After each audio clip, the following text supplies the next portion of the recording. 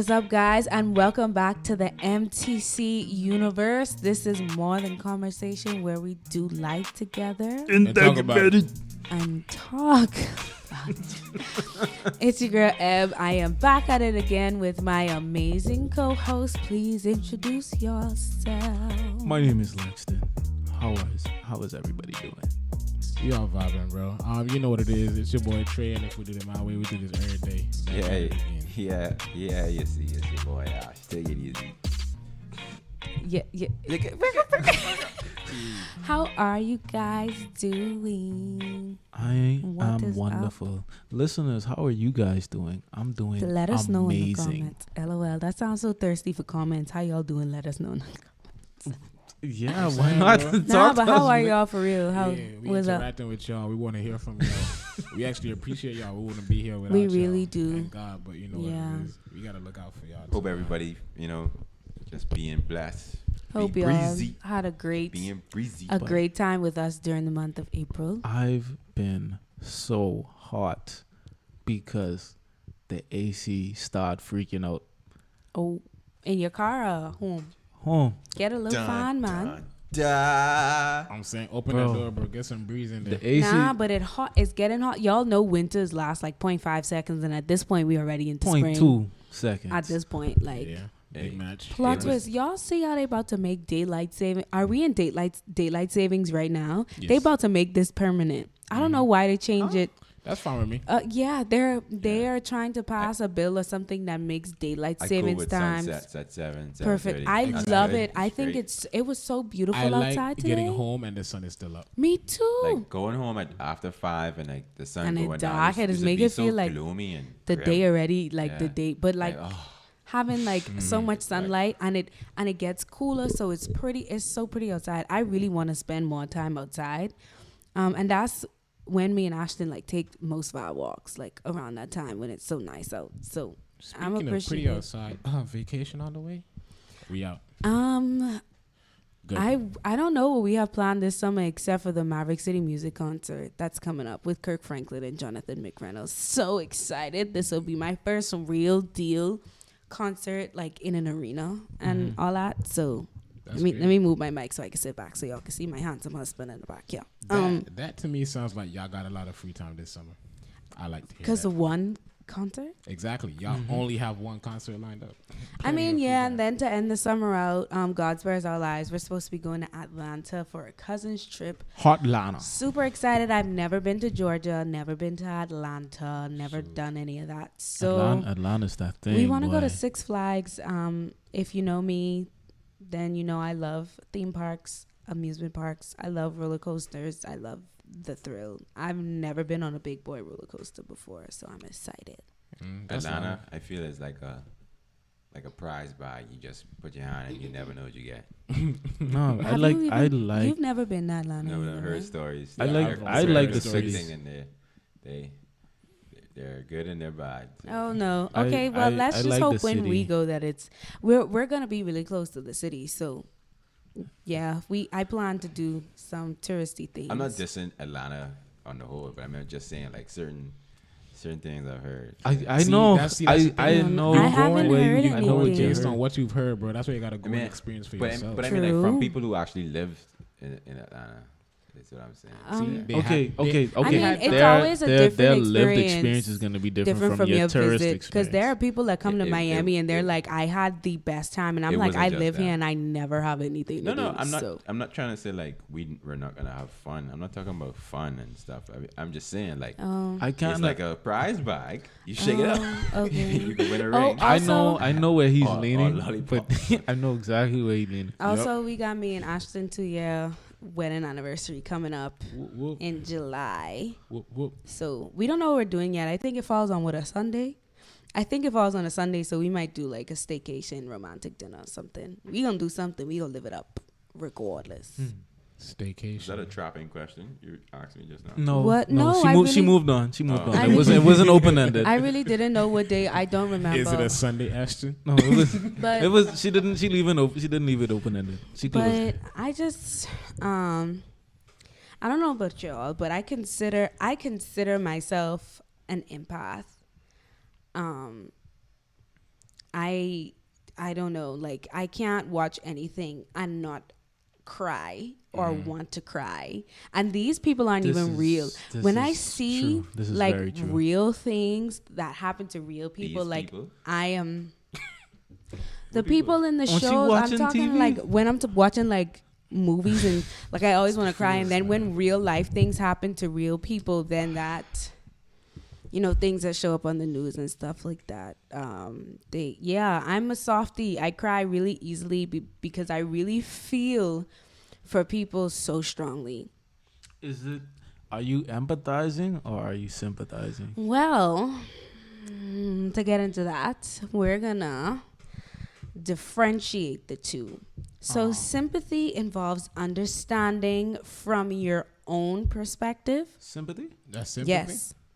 Empathy involves putting yourself in the other person's shoes and understanding why they may have these particular feelings. Okay, say the I'm sympathy not gonna one more front. time. That sounded like the same thing to me.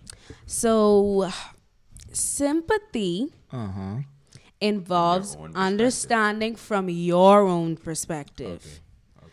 Empathy involves putting yourself in the other person's shoes and understanding why they may have these particular feelings. So sympathy is like, yeah, I get it. But empathy is like, I understand exactly why you feel that way from your point of view, not from where I see it. I feel it from where you see it, like grief. Okay. You can understand, oh my gosh, you just lost someone. I'm sorry for your loss. Okay. Or Let me put out the question. I got an example too. Hold on. Figure this out, right? Let's say she eating a pack of cookies. You grab a cookie without asking her, and she starts to scream at you. You're thinking to yourself, oh, she got more cookies, so why you screaming at me? Because she's selfish. like I guess she upset that she lost So a you cookie, can but get she that got she more. upset, right? Yeah. So I'm But guessing from your that's- point of that's view, it's sympa- just like she got more cookies. I was gonna say you can see she's upset, so you're sympathizing. She's upset, but you putting herself in her shoes would be like, shoot, maybe growing up, she never got nothing on her own, so you know, maybe she's super sad about that. Okay, there's another one. Okay, I wouldn't so think it that says, far back. And okay. if I'm taking somebody cookie. So this But- article says understanding the differences between empathy and sympathy can help choose the most appropriate one given your circumstances. While empathy supports a deeper connection, there are 2 times when sympathetic response is more fitting. So to clarify, here's an overview. Empathy and sympathy and some example, right? Or whatever. Empathy is feeling what someone else feels, actively listening to what they have to say, not judging, being aware of nuances and verbal cues, discovering their perspective, acknowledging everyone's feelings. And then it says, what is sympathy? Having thoughts about what someone else feels, when in conversation, giving unasked advice, passing judgment, only noticing the surface level, understanding from your perspective, ignoring or suppressing your emotions. So I feel like with sympathy, you don't really feel as much as you would with empathy, whereas you're not just feeling what you feel, but you're feeling what the other person is feeling at the same time. So if you see them feeling sadness, you're not just like, I'm so sorry that you're sad. You're like sad too, because you feel the sadness that they feel. Kind of, sort of. Okay, like, it's me a ask really question thin line. to clarify, to make the distinction. So from your perspective, you would be feeling bad for the person, like pity or sorrow, or just feeling I sad. feel for like like sympathy is more like pity. And then empathy would be you putting yourself in their shoe and understanding. Yeah. So like it might. you So it feeling might not necessarily be that you feel terrible, but you looking to see the world from their perspective. Sympathy isn't seen as a good thing. Sympathy. Like, you realize when people mention sympathy, I don't want your sympathy. Nobody ever says, I don't want your empathy. Even if they know what the word empathy means, nobody says, I don't want your empathy.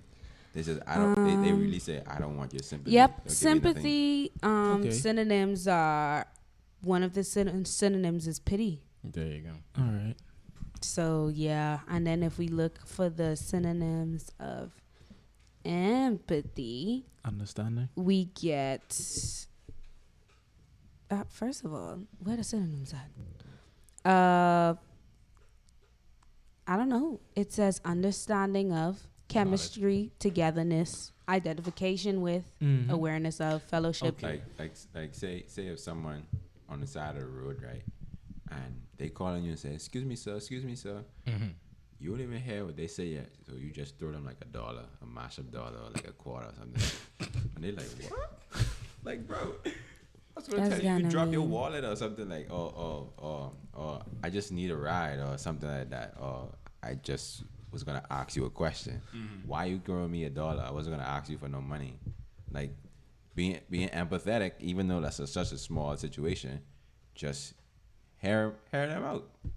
If I'm trying to talk to somebody, I would want to hear. I would want them to hear what I want to say, right? So that's you being empathetic.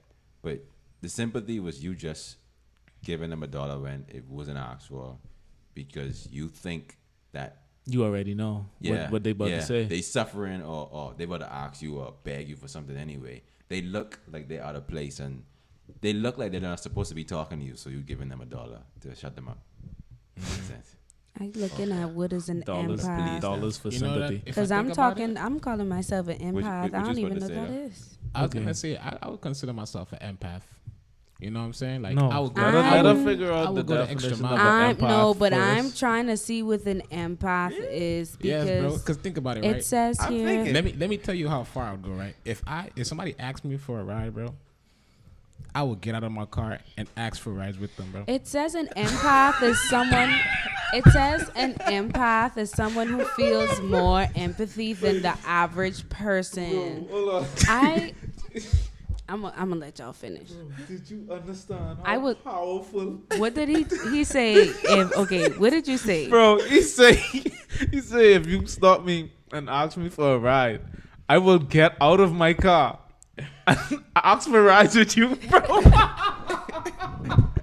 that's powerful. That's true empathy, bro. So you can park your car, step up with your boy, and be like, step out of the car. If you pick him up, bro, you are not understanding what he's going through. You have to understand. No, bro. An empath is simply just someone who feels more empathy than others.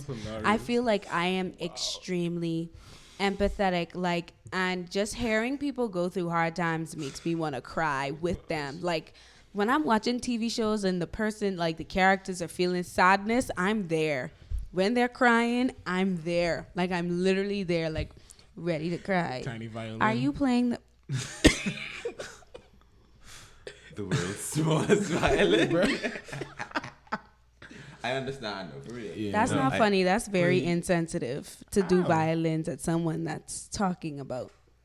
It is so would y'all say y'all feel like today's society, especially in our age group or even younger, do y'all think that they lack empathy? All the way, yes. I'm one of them. I'll admit most it, times, bro. yes. You just said you're an empath, but now you're saying that you also lack empathy? Yep, I am now older and wiser than I was 10 That's very ago. contradicting. Okay, let's. Are you trying to be like, what do they call it? You know the things. The more you live, the more you die. What are those called? Joe. I mean, not Joe. Benjamin. What? No, what? That's a type of thing. You mean like not an idiom. It's a word. Oxymoron. Yes, oxy something. Yeah, like the more you live, the more you die. Oxy something. I said an idiot. An idiot. Anyway, so yeah, would y'all say that? Why do y'all? I mean, well, why do y'all think? I personally think this thing hurting my I'd say in our lives, I think we want to understand other people.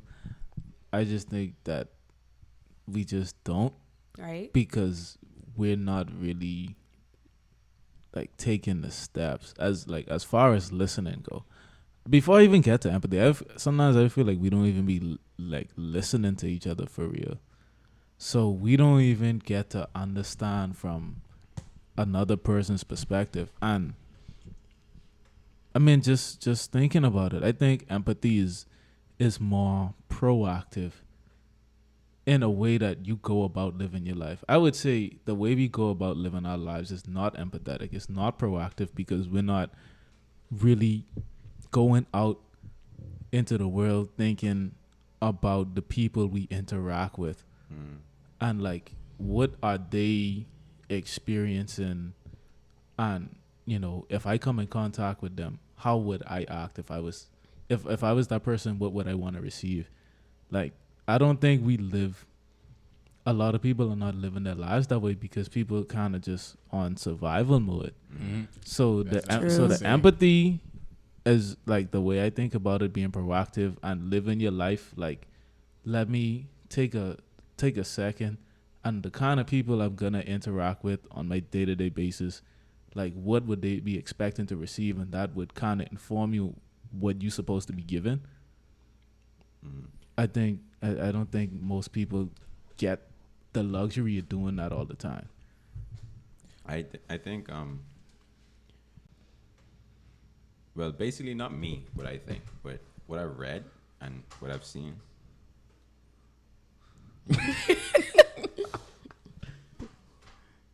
I don't see a problem here. I'm saying she's just loving on her husband, bro. Right. Yeah.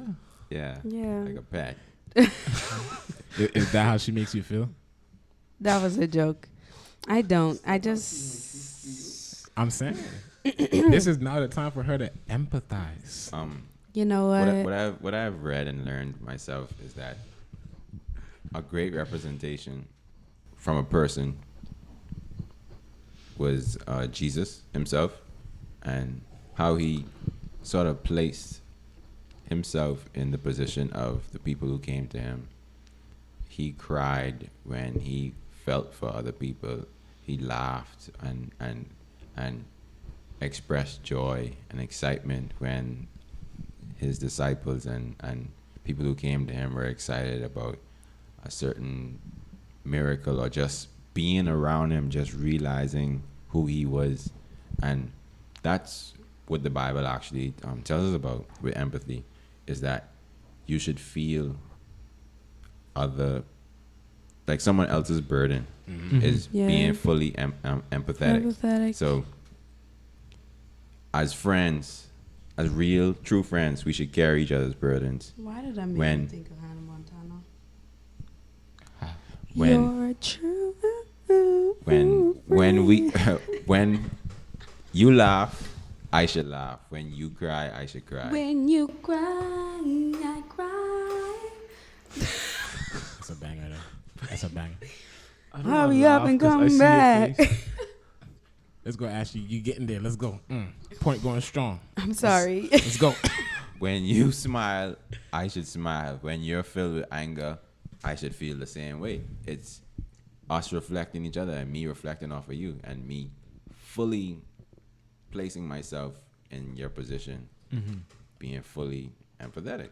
And today, like, I think it's missing because with people, not trying to say like we regularly practice this, but sometimes it happens and we fall short. But there are people who do this on the regular. Like, if a friend has something good going, they may laugh and, you know, be joyful, but I mean, like, maybe 5 minutes later, they'd be like, why that couldn't have been me? Why that wasn't me? I think that stems from like envy and not really being content in their own say if something bad happens, instead of being empathetic, you'd be like, oh, I'm so glad that wasn't me. Like that could, like, yo, somebody did that one time in the worst way possible. Exactly. Like, Can I give the example? Run it. So there was this I'd call her a sister in Christ. She had got into a car accident with her daughter. It was pretty bad, but they came out fine. They were literally fine. Thank God nothing happened to them, and her daughter were safe. But there was a post of this woman grieving her daughter that had got into a really bad car accident. I think either her daughter had already died or she was in a hospital in a coma or something like that. And the young lady took that post, reposted it and used that to say how she was so glad that her and her daughter made it out of their car accident safe. And I had to message her and say, like, I completely understand that you want to give God thanks for making sure y'all was safe.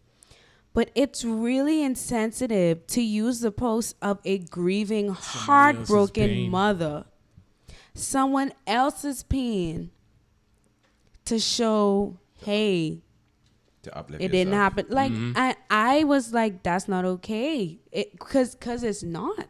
And people are like, we have this glad it was in me thing about us. Like, thank God it was in me. When it's just like, It could easily be. it could easily be like, take the war that's going on, for example. I'm not gonna lie, I so desensitized to that because I'm not even paying attention because I can't. But imagine the people that don't have a choice, that are right in the middle of that. Yeah. I was gonna say what you just said kind of was gonna play on the point that I wanted to speak on. So back to your question, you're asking, like, our generation, do we feel like they're generally empathetic? And my answer to that is gonna be no.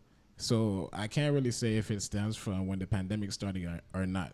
But most people would say that things have been very mentally hard, as of recent. Challenging, yeah. Exactly. And so because of that, when they're put in a place where they have to be, empathetic and understanding to somebody else's feelings, it's at the point where some of them really don't have the emotional capacity to take that on from somebody else.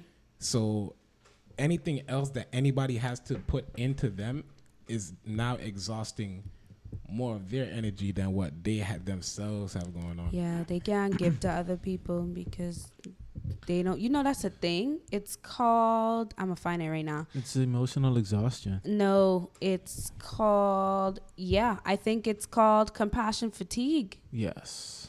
Is a term that describes the physical, emotional, and psychological impact of helping others. And some people just really... and that is really, really take place. And when you taking care of... a lot of people. Sick people. And particularly you taking care of your older family members. That happens. Yeah, it becomes exhausting, man. Yes, it is does. exhausting. Exactly. And so because of exhaustion, that now results in, people being, let's see what the word, I'm not sure if I'd say apathetic, but sort of apathetic, nonchalant when it comes to certain things. Yeah, and it's really because don't have it. It might just be a coping mechanism to preserve their own energy, because they on power saving move. And I like this definition of empathy. Is so simple: the ability to understand and share the feelings of another. Okay. It says it's the capacity to understand or feel with what another person is experiencing from within their frame or reference. Based on that definition, I think you have to grow to that. To really step out of yourself is not always the easiest thing to do. And sometimes, like, we might encounter people, or we might need to be empathetic to a situation that we have no understanding of. Like for me, I could not imagine my life without my dad. And other people who have not had their fathers, it's like it's like, for me, the ability to understand that is harder, because, like, I don't know what it, like, that would be literally a huge chunk of my life, just whoosh. Yeah, because you know wholeheartely what it's like to have a present father. Yeah, and like, to say that I right now have the ability to just whoop, okay, yeah, I understand. That would be completely wrong. I'd really have to talk to somebody, right, and understand, like, what they was feeling, and really have that conversation and be like, well, what about this? And it's like the simple things that's just kind of like normal from my perspective.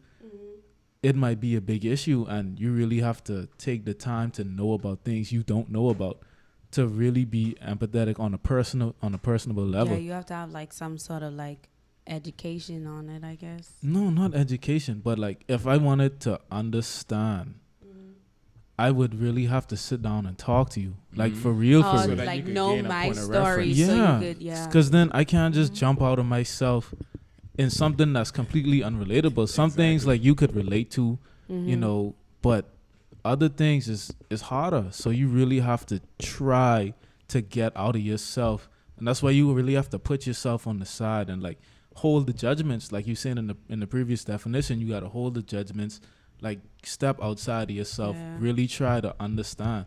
Empathy is selfless, kind of. Yeah. And the ability, I like how they say the ability to do that, because some people just might not have the ability to do it. the ability. And you know, I think everybody have the ability, you know, but you have to try. You have to get out of your own way. You have to like put yourself to the side, and you have to want to do that. Like no one could just Want that for you. no one can make you do that. I think that's really important. Yeah. Can I share how it popped up in my head? Sympathy is I'm sorry for you. Empathy is I'm sorry with you. I feel like, I don't know. That's just how I hear it in my head. Like sympathy is, It is. oh, It is. I feel so bad for you. But empathy is like, I feel bad with you. Like I'm right there with you in those feelings, and I am so sorry that you have to deal. Like empathy is just actually being sorry. Sympathy is like, oh, I'm sorry. I sorry that see you see deal it with feel that. kind of condescending when you say like, oh, I'm so sorry for you. Yeah. It's like you don't But get then it. empathy is like, I am literally so sorry. I'm gonna sit here and cry with you. I am so sorry. And empathy can even be deeper when you do understand. And you cry. Like grief. I never really understood grief because I never lost anyone that was close to me. So I couldn't understand or feel empathetic towards people that were going through grief. The most I knew how to do was say, my condolences. After that, But ever since Troy passed last year, I know what it's like to lose people, and just you would think that it gets easier, and I wouldn't say it gets easier, it just gets more bearable as the time goes on. Because I still have moments where I sit down and I'm like, I can't believe I can't call you right now. Like, this is so ghetto. Like, what do you mean that I will never see you again? But at the same time, it's like, I could understand now how other people feel losing people so close to them. Why I always want to cry? Anyway, so yeah. I really felt that you was about to share the I try to contain that. So I was gonna say, so that's funny, right? So for people who are not able to empathize well, it might come to a point now where it's like, damn, I feel kind of inefficient. Now, if people come to me with their problems, how am I able to truly help them if I can't feel what they're feeling? You know what I mean? So it's like, well, my words to people like that, just do the best you can. I don't think people should force it. I mean, I don't think sometimes empathy comes more natural to other people. I think it honestly depends on your emotional level as well. And your ability to like process emotions, and not just process them, but how much do you allow yourself as a person to feel? Because I would assume that someone that generally doesn't spend time in their emotions or hasn't really tapped into them, I would imagine that they're not really that empathetic because they just but don't. they might be great problem solvers for whatever you might have. True, because they don't let them emotions get in the way of them solving their problems. Well, you know, problem solving don't necessarily have to be, you know, with empathy. But saying it like that, I think ability to be empathetic requires a certain level of emotional intelligence as well as a certain amount of life experience. I think the experiences would also help with that. But as you had something to say, When? like I would say approximately 2 minutes and 30 seconds ago. What was the highlight? Can you use it in a sentence? Is it a verb? No, he was about to say something. A noun. Adjective. You don't remember like at what He had point a full what we were thought. speaking about? I don't even remember, but I know I've had some strong empathetic moments where like I just really broke down, and then I've had some really dull moments where I was just like what people used to call me a vegetable. So Can I share one? No. Do you want to keep it private? I mean, you could. I think it was a time when I think this happened like once or twice, but like not early on in our relationship, but we were only dating then, and we had gotten into an argument. And I don't know if it was the first time he kind of raised his voice at me, because Ashton has never truly yelled at me. That's not his character. It's not. But he had gotten loud with me on the way to work, and we were arguing. I think that was one of our first big arguments. And he realized like how bad it made me feel. And he didn't like treating me that way. And he cried at work. And that was the first time I had ever seen him cry.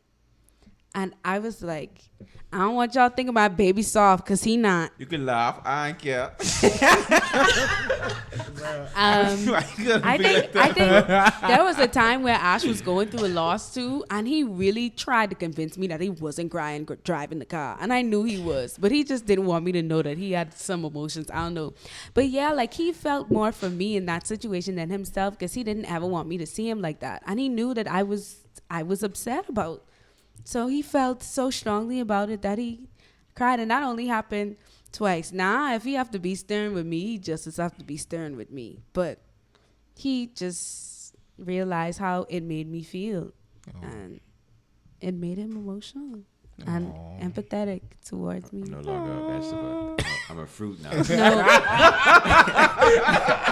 No. Which fruit? Pomegranate. Trust me, bro. It doesn't matter which fruit. That's funny. No, I never thought of him to be a vegetable, because I softened you up, huh? I buttered you up. You don't butter fruits. I softened you up. I'm pruned. But yeah, that was and like I already told you, I've had a ton. We were watching this movie called Buried with Ryan Reynolds. Mom. Right? Mom. And if you've never seen the movie or wanted to see it, spoiler alert, he dies at the end. Whoa! Like, no context? Could we give them some time? No, but he was. We were watching the movie, and he was like, sped up. Okay, when I'm you sorry. Said, Spoiler, he died. But like no in the movie, right? He was fighting for his life. He was calling people. His job literally said that they had fired him the morning before, so they're not responsible. His family wasn't getting his insurance. They sent him videos of people dying. This man cut off his fingers, all this stuff to survive, and he was talking to people, and they never found him. At the end, when he died, I promise, I was in tears. Ashton was like, it's just a movie. He got up, and I was like, wow, that's really sad. I wasn't crying yet. He was like, it's just a movie. And I was just like, I know, but it's so sad. I understand. I had a moment like that too. I literally broke down. I was like, because this stuff probably happening for real to real people. I'm saying, let me tell you my story too, right? Tell me your story. I was watching this Story movie. time. The ending of this movie was so sad, bro. You might have heard of it. It's called High School Musical 3. I'm not gonna lie, that part tears me up too. It tears me up. Whatever. I hope you're not She lying. understands. I hope you're not lying. Why would I be lying? I don't know what No. you're talking about. Okay, Stop so playing. at the end of high school. No, it's his story. Oh, sorry. sorry. Oh, yeah, bro, I'm gonna tell my story. So, you know, bro, after they did, you know, the performance, bro, they were saying like what they're doing with their lives. You know, they were saying what they were gonna do with their lives after they graduate, bro, and they were all going their separate ways. So I was like, damn, that's kind of sad. And I shed one tear for the boys real quick and the ladies. And yeah, bro, that was my moment. Yeah. High School Musical, bro. High School Musical 3 was the last High School Musical movie. You have something to say? No, okay. just That was a lot. Okay, so at the end, Troy says how he picked a school that was close to Gabriella, so they could be saying, bro. together like forever. This nigga chose Which one was Troy? Zach or this Corbin? guy chose love, Zach. bro. Corbin Blue was Chad. Okay. I know. I was watching High School Musical recently. The second one, and Ash literally texted me from the bathroom and was like, "Whoever that is that's singing, they sound horrible." Why you disrespecting my dogs like that? Sound bro? like trash. He hate. I love It's I. trash. And just because He's you a said hater. that, guess what? He's a hater. I'm gonna watch that tonight. I feel that.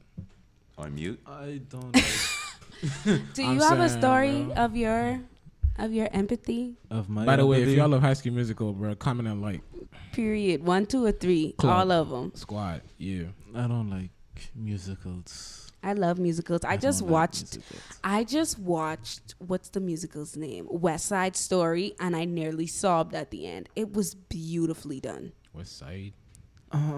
If I have a story, man, not one that come to mind really.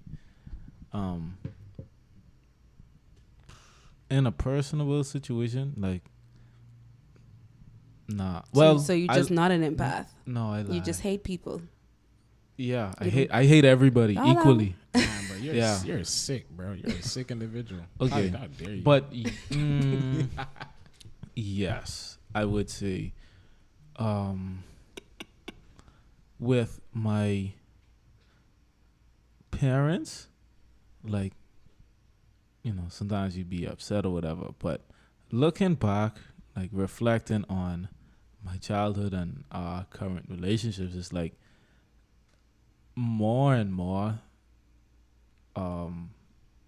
I think about how they got to where they are and how that influenced their parenting style. So even as a child, I gotta remember, like, to extend some grace to my parents, because it's not just about me. Like, they're people and they have feelings and they came from somewhere. So it's not all in one step, to be very honest. It's like I still kind of gotta remind myself, every so often. It's like, okay, yeah, you might have this issue or whatever, but you gotta calm down. Right. Extend some of that grace that you want. And I think ultimately the point is that you want to be focused on what you given. Oh, this is a little different from empathy, but I think, honestly, we get caught up so much in what we getting that we're not focused on what we given. Preach. You're We- in my house right now. Preach. Like, we really gotta focus on what we given, because we worrying about what we getting, and if you get this thing, like, what you looking for also requires something, and you're not meeting those requirements. Even I'm not meeting those requirements, and I want, and I want, and I want, soul, and I want. yeah. Is like, focus on what you got to give. Like, generally, yes, I'm working towards that, because that's kind of what I set out to improve what I have to give, to increase my giving capacity, right? But day to day, sometimes I really forget. Gotta remind myself, like, you gotta focus on the goal. And when we really focus on what we have to give, like, the getting part is easy, because you see what you could get when you give, and you ain't gonna get nothing if you don't give nothing. Like, we be trying to play without risking anything.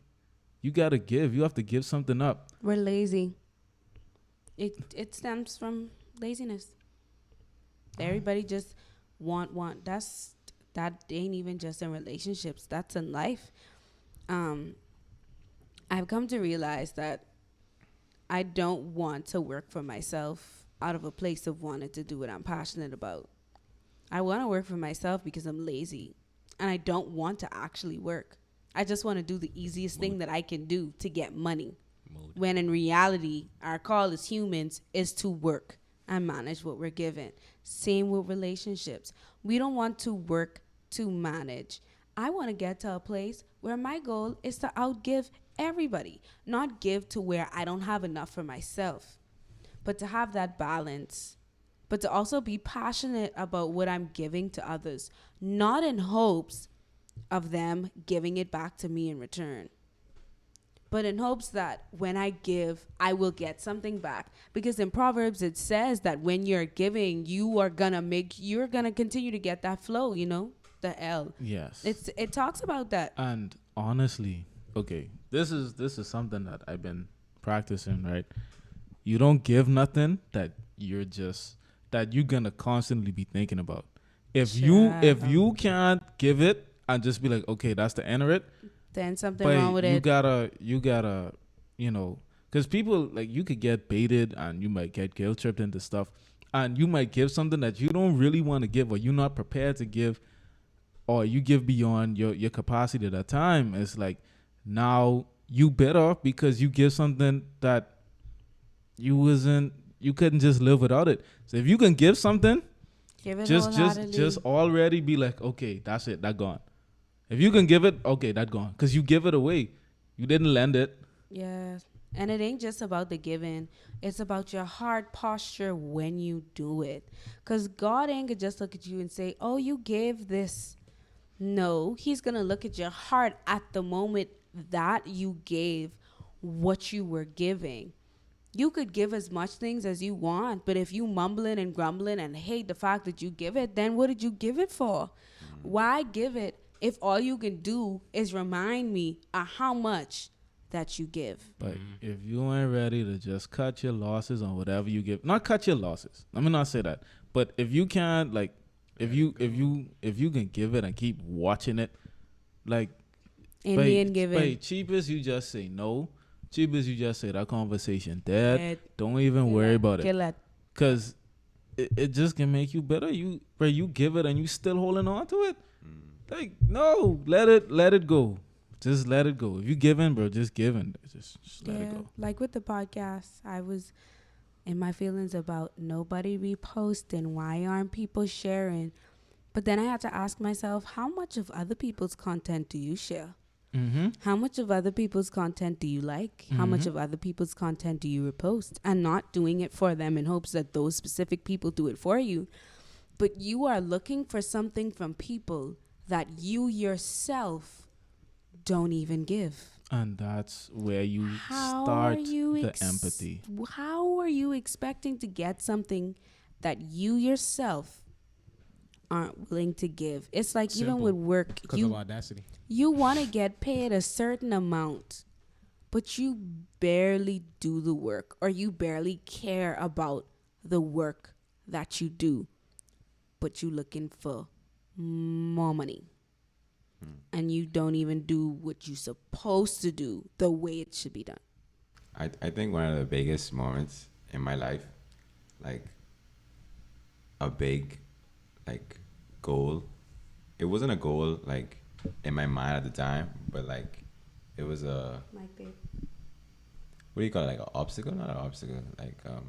Like a point where you reach in life. A milestone? Yeah, Pinnacle. it was a big milestone. Yeah. In my life at the time.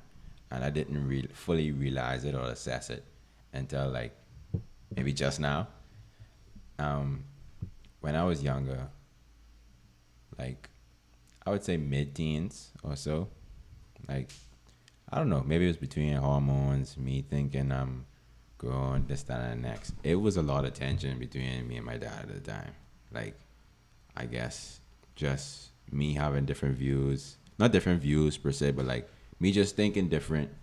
Me not being open to certain things. So it was tension on my end. Discipline, stuff like that. Like, every young man at a point just questions or goes against, like, a lot of things. Mid-teens.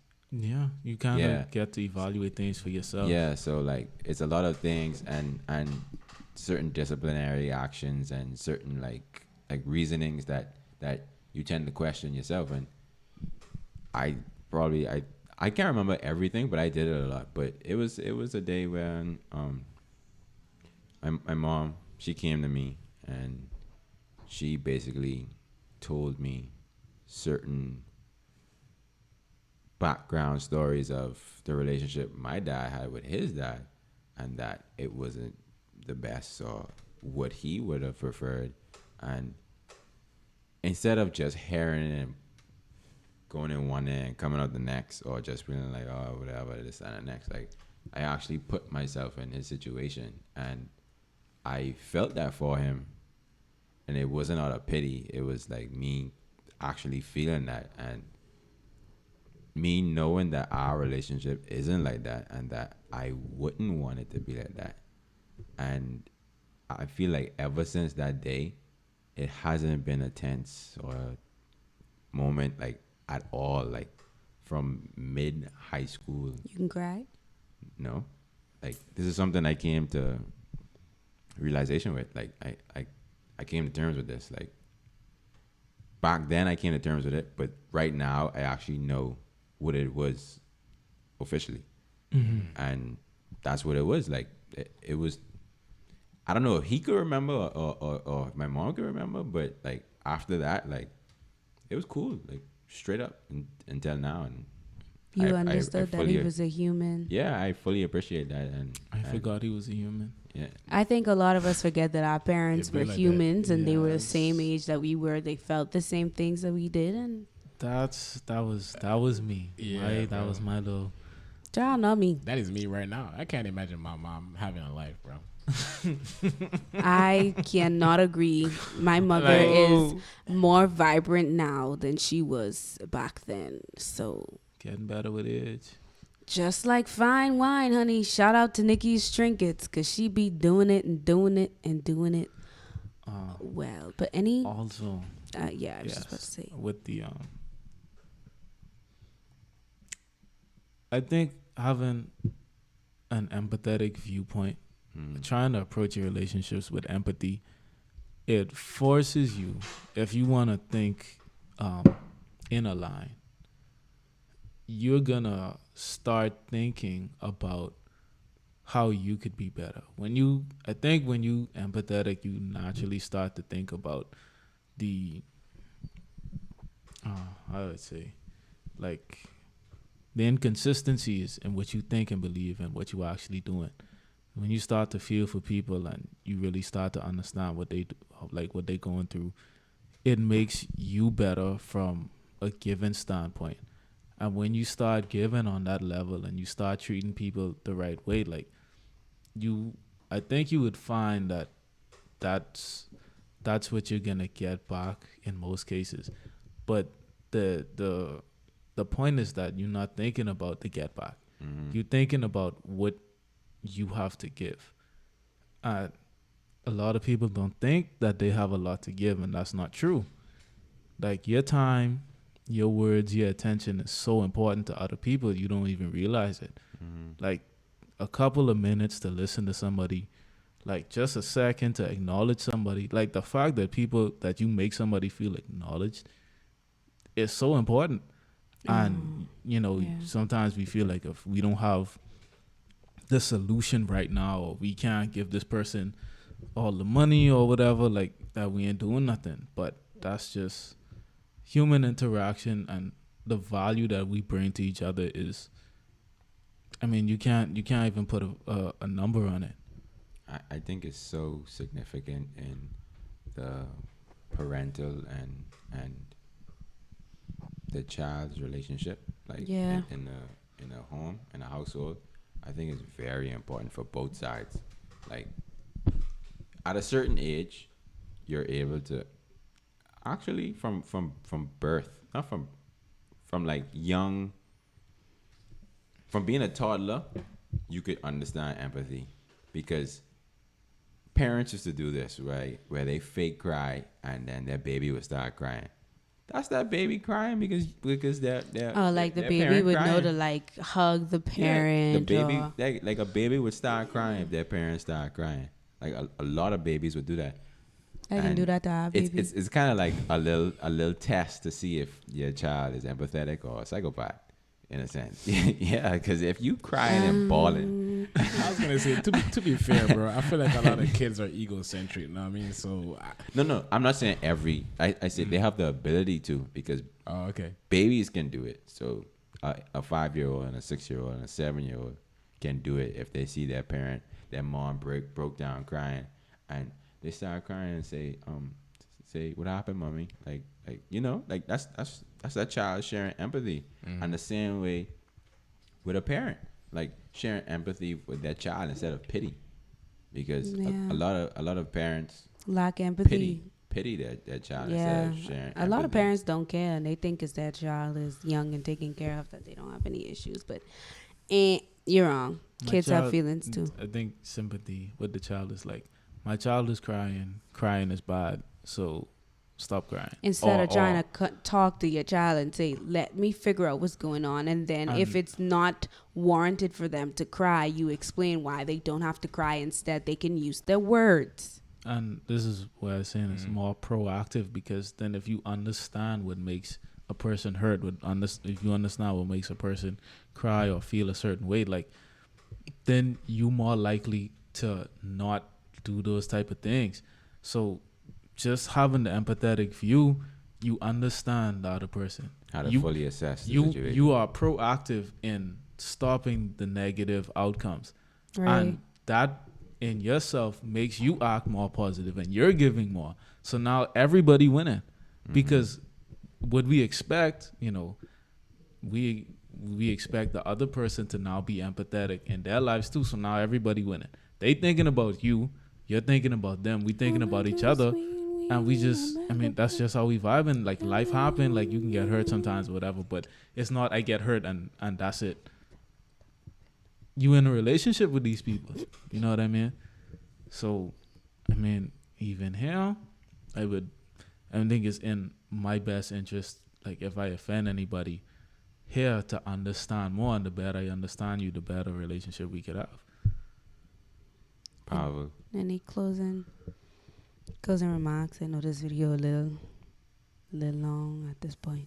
Yeah, it probably is. Yeah, That's fine. and I get a little sleepy. But empathy is a big one. It's not just a one-time thing. It's how very you it's how you approach your life and your relationships with people. But yeah, this has been open, educational, brown table talk. Once again, we apologize. We apologize for the I love switching that. of the quality. It's a brown table talk. We had a moment, but yeah, man. Thank you everybody for tuning in, for listening, for watching, just for taking the opportunity just to hear us out. And if you've had if you know when you've reached your empathetic moment, like you've reached that empathetic milestone, then you know what it feels like to really relate. And I hope someday that you also are able to share that empathy with others. You was about to say something? With Jesus coming down, right?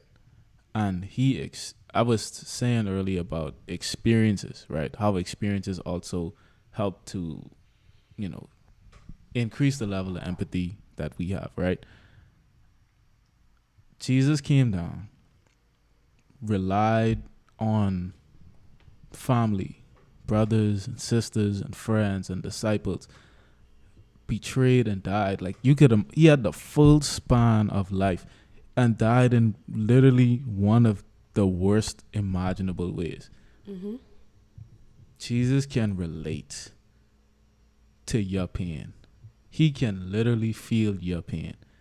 I don't think that it could be more, you know, apparent the level of empathy you have. Like the experience is so relevant, and it covers such a wide range. Like, Jesus know what you're talking about when you go and you pray and you like, Lord, you know, I don't see how I could deal with this or I could deal with that. Like, that's why God comforts you, because he understands what it is to be you, to go through all the pain and then die in such a horrible way, to be betrayed by people you spend your entire ministry with, you know. So Jesus can empathize with you. He feel your pain too. That's just standalone clip. I don't know. Just wanted to get that in there. all right, babe, wrap us up. Because if I yawn one more time. Okay. Can I just have one last thing to say? It's just a simple sentence. But you know, being able to understand others, I would say, begins partially with understanding the things that you feel yourself. So fill your cup so that you can fill the cup of others. Take the L. Big time. Let that love flow. Take the L. Yeah, man. Thank you, everybody, for tuning in. And you know what it is. You've been taking time out of your busy day, your busy schedule to tune into More Than Convo. And the MTC universe. MTC on 3. 1, 2, 3. MTC. Why you keep... We're stripping. Try,